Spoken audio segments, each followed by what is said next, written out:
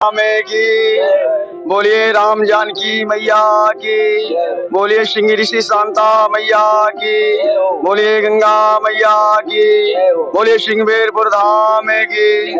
हाँ, यहाँ का महत्व जो यहाँ की रहस्य हैं हम आपको थोड़ा शब्दों में बताएंगे, ज्यादा समय तो नहीं लेंगे। यहाँ सिंह ऋषि माँ शांता देवी का स्थान है, सिंहवेरपुर धाम, जिनके द्वारा भगवान का त्रेता में जन्म हुआ। श्री रामचंद्र जी का सिंह ऋषि महाराज जो ब्रह्मांडी ऋषि के पुत्र सिंह ऋषि महाराज हैं, जिनके द्वारा पुत्र कामना यज्ञ करवाया गया। एक बार भूपत मन माही भय गला निमोरे सुतनाही, सिंह ऋषि वशिष्ठ बुलावा पुत्र काम शुभ यज्ञ करावा। राजा दशरथ का जब कोई संतान नहीं था, उस समय सिंह ऋषि महाराज के द्वारा उनको राम की उत्पत्ति, इन्हीं के द्वारा जो सिंहवेरपुर धाम के सिंह ऋषि महाराज हैं, उनके द्वारा पुत्र प्राप्ति के यज्ञ हुआ, तभी उनको 4 पुत्र हुआ। तो भगवान श्री रामचंद्र जी का जन्म सिंहवेरपुर के द्वारा भगवान रामचंद्र जी 14 साल का वन लेकर सिंहवेरपुर धाम में आए कि सीता सचिव सहित 2 भाई और श्रृंगेरपुर पहुँचे जाए।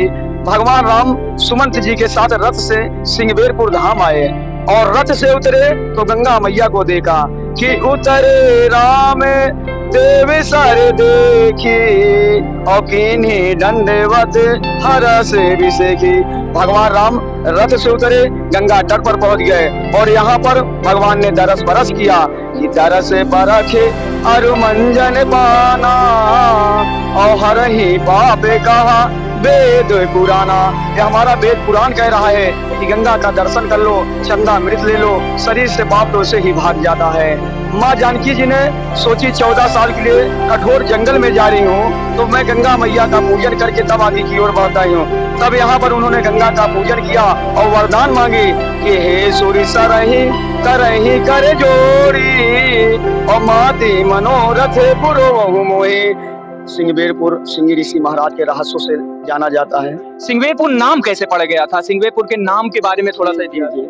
ये सिंह ऋषि महाराज ब्रह्मांडी ऋषि के जो पुत्र थे, सिंह ऋषि महाराज, जिनके द्वारा राम का जन्म सिंहवेरपुर धरती सिंह ऋषि महाराज के द्वारा भगवान का उत्पत्ति हुई। श्री रामचंद्र जी का राजा दशरथ ने 3 रानी से शादी किया, तीनों से कोई पुत्र की उत्पत्ति नहीं हुई। राजा दशरथ का चौथा अवस्था आ गया। चौथे अवस्थे में उनको इंद्र के वाणी से उनको निर्वंशी का शब्द मिला, निर्वंशी, और भगवान का भाव उस समय उनका जुड़ा जिस समय उनको निर्वंशी कहा गया कि एक बार भूपति मन माहे और भय गलान मोरे सोते नाहे। राजा दशरथ को बड़ी पीड़ा हुई निर्वंशी का शब्द सुनकर। राजा दशरथ रोते रोते गुरु वशिष्ठ जी के पास पहुंचे।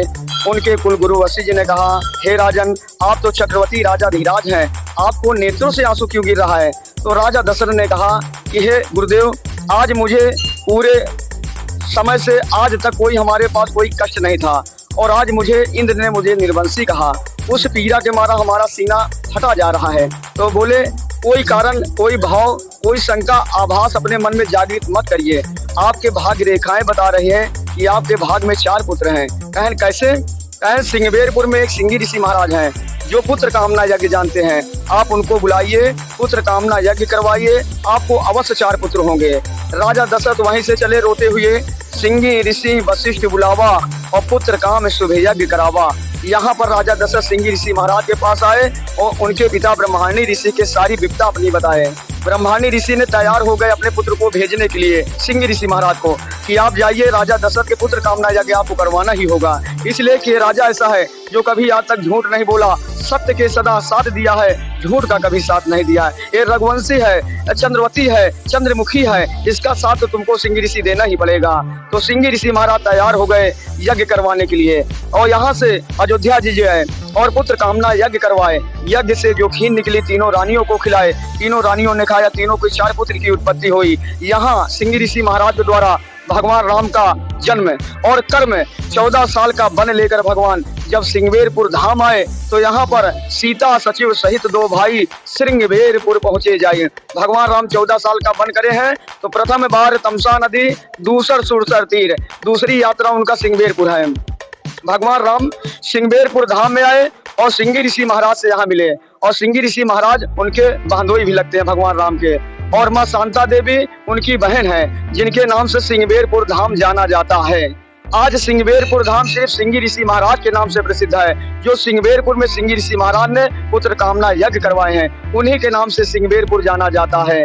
और शांता देवी उनकी पत्नी, जो दासी रूप में उनको राजा दशरथ ने उनको दिया, और उस शांता रूप में सिंगी ऋषि महाराज की धर्म पत्नी कहलाती हैं। सिंगबेरपुर सिंगी ऋषि और शांता देवी के नाम से जाना जाता है। राम का जन्म, राम का कर्म सिंगबेरपुर से जुड़ा। सीता सचिव सहित 2 भाई सिंगबेरपुर पहुंचे जाई। भगवान राम 14 साल का बन लिए तो सिंगबेरपुर धरती से शुरू किए। तापय भेष विशेष उदासी, 14 वर्ष राम बनवासी। भगवान राम ने तपस्वी भेष यहीं से धारण किया और सुमंत जी रथ लेकर सिंगबेरपुर तक आए और सिंगी ऋषि महाराज का भाव यहाँ पर अर्पण किया जो है। भगवान का निषाद महाराज के संबंध के बीच में कुछ बातें बताइए।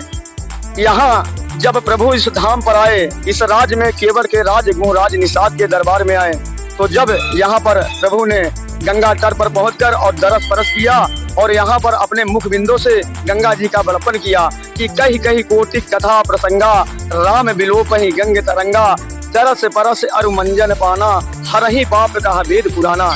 माँ जानकी जी ने 14 साल का वन लेकर सिंगबेरपुर धाम से माँ गंगा जी का पूजन भी किया कि हे सुरसरहि कहीं कर जोड़ी और माति मनोरथ पुरहु मोही, पति देवर संग कुशल बहोरी, लौट करूं मैं पूजा तोरी। गंगा जी को सिंगबेरपुर धाम में बोलना ही पड़ा है जानकी मैया से। उन्होंने कहा, हे देवी, इतनी बड़ी प्रार्थना विनय तुमने सुनाया, क्या अभिलाषा है? कहन माँ, 14 वर्ष के कठोर जंगल में जा रही हूँ और पति देवर को साथ मिली हूँ, कहीं कोनो प्रकार से कोनो टूट कमी हो गए तो हमको बड़ी दिक्कत आ जाएगी।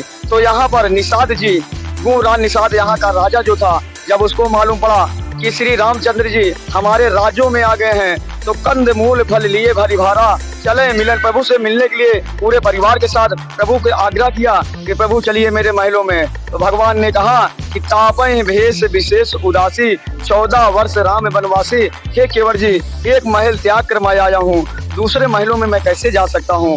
तो केवट ने प्रभु से अनुग्रह किया कि प्रभु अगर आप मेरे महलों में नहीं रह सकते तो कम से कम आप मेरे बगीचे में तो रह सकते हैं, मेरे वाटिकम तो रह सकते हैं आप।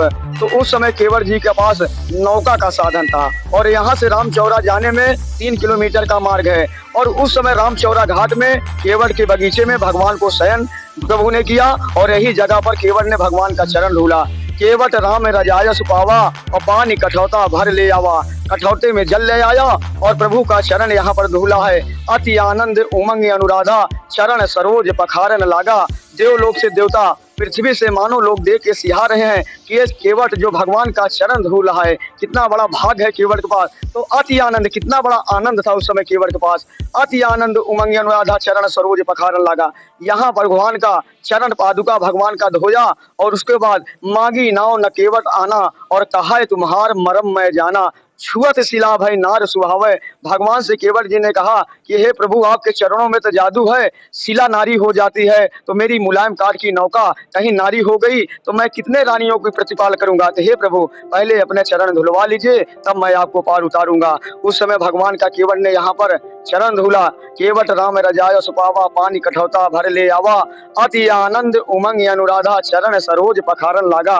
भगवान का चरण धुला केवट ने और नैया में बैठाया और पतवार चलाते हुए गाना गाते हुए केवट के बगीचे में यहाँ से 2 किलोमीटर रामचौरा घाट रात्रि भगवान रामचौरा घाट पर किए। रामचौरा 3 किलोमीटर यहाँ से पड़ता है, जहाँ भगवान ने शयन की है। भगवान तो सिर्फ यहाँ आए हैं और रात विश्राम रामचौरा घाट पर किए और रात विश्राम तासी सुपा पुनीत वर रघुवर किए विश्राम। आज भी त्रेता द्वापर सतयुग कलयुग में आज भी वो वृक्ष 5 पेड़ शीशम का वृक्ष आज भी मौजूद है, जिसके नीचे भगवान ने शयन किए हैं। बड़े प्राचीन वृक्ष हैं, लोग दूर दूर से उस वृक्षों को दर्शन करने के लिए आते हैं कि कहाँ वो वृक्ष है जहाँ भगवान ने शयन किए। आज भी वो जो चढ़ाई, जो गोंदरी, जो उषा की गोंदरी थी, आज भी वो मौजूद है जहाँ भगवान ने शयन किए हैं। तो उस जगह रामचौरा घाट के नाम से जाना जाता है और भगवान रात्रि शयन रामचौरा घाट पर किए। सुबह प्रातःकाल उठकर जटा जूड़ बनाकर संत भेष सन्यासी भेष धारण किए और केवट जी से कहे कि हे केवट जी, हमको गंगा उस पार लगाइए। तो केवट जी ने अपने नौका में बैठाया और गंगा उस पार उतारा। उतर खाड़ भय सुरसर रेता और सिया राम गुण लखन समेता। केवट उतर दंडवत कीना, प्रभु सकुचे, प्रभु के पास देने के लिए कुछ नहीं था। उस समय माँ जानकी मैया ने अपने पति को मरम को बात को समझा कि हमारे पति कुछ देना चाहते हैं और इनके पास उतराई में केवट को कुछ नहीं है। तो सिया पिया किया हिया जब जानी निहारी, मण मुद्रित मन मुदित उतारी, मणि से जड़ी हुई मुद्रिका उतारा और भगवान श्री रामचंद्र को उतराई में देने लगे कि लीजिए प्रभु केवट को उतराई में दे दीजिए। केवट ने कहा आज नाथ मैं कहा न पावा, मिटे दुख दालित है प्रभु, आज तो मुझे सब कुछ मिल गया। आपका गोड़ धोने का आपका आशीर्वाद ही हमारे लिए सब कुछ है, आपसे कुछ नहीं चाहिए। भगवान ने कहा नहीं केवट, नाव का उतराई, धोबी का धुलाई, बाल का बनवाई, ये 3 चीज प्रजा पालन होता है। प्रजा है हमारे आप, हम आपको देना ही चाहेंगे। तो केवट ने कहा फिरत बार नाथ दे देवा, सो प्रसाद मैं सिरदल लेवा। हे स्वामी अभी आपसे मुझे कुछ नहीं चाहिए, फिरते बार आप हमको दीजिएगा जो देना है। तो केवट जी ने भगवान से अनुग्रह किया कि हे प्रभु आप जब कुछ भाव होगा उस समय देना, जब पुनः दोबारा यहाँ आइएगा। तो भगवान ने जाते टाइम और आते टाइम यहाँ दोनों बार आए हैं और यहाँ से भरद्वाज मुनि आश्रम, पंचवटी, किष्किंधा, लंका, चित्रकूट होते हुए पुनः वापस फिर यहाँ होकर तब अयोध्या जी गए। बोलिए श्री रामचंद्र भगवान की जय।